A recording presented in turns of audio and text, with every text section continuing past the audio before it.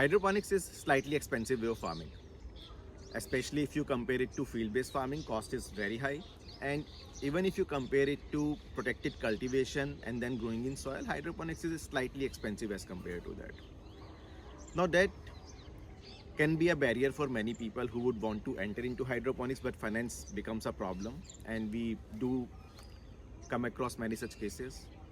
In this video, we are going to talk about financing options that you can use if you want to get into hydroponics. Now, the first one which comes easily to mind is a very traditional way of financing. It's approaching a financial institution. For example, you can reach out to a bank and you can apply for project financing. Yes, you can get a business loan for starting a hydroponic business. But understand, this is a loan which is a secured loan. So you'll have to put a collateral and then get the loan. That is one traditional way of financing.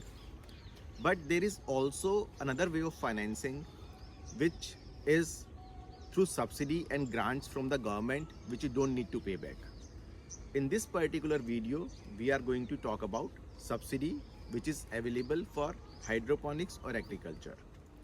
Before talking any more about subsidy, let's understand how this works in the Indian context.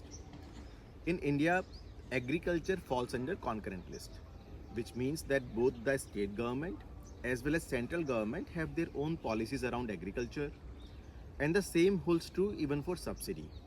So different states may have their different individual policies for subsidy in agriculture, and then there is one central policy which applies pan-India. What we are going to talk about is the subsidy offered by central government, which is governed by National Horticulture Board. Let's also understand that this subsidy is not per se for hydroponics.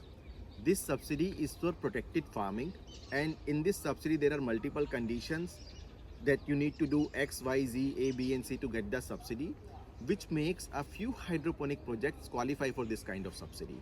So all kind of hydroponic projects will not be eligible for this subsidy. It will only be applicable to a few specific kind of projects, in which the first very important criteria is what kind of crops you are doing. So this kind of subsidy is available for three families when we talk about horticulture. The first one is cucumber family, the second one is pepper family, and the third one is tomato family. Then there is also subsidy for flowers, but that is outside the scope of this video. So if you are doing a hydroponic project in which you are growing cucumbers or tomatoes or peppers, and you are growing them in a coco peat based system, you cannot use a NFT or Dutch bucket or a deep water culture system, then you can apply for subsidy. For example, the project that we are standing in right now, these kind of projects do get subsidy. We are growing cucumbers here in coco peat, which falls under the government criteria of getting subsidy. The other question which might come is, how much is the extent of financing that can come through subsidy? So the maximum amount of money that the government gives, or the financing that the government gives, is capped at 56 lakh rupees per family. In your lifetime, you can get a maximum of 56 lakh rupees of financing from the government for these kind of projects. Having said that, please understand that you will not get the entire 56 lakhs irrespective of the scale and size of your project.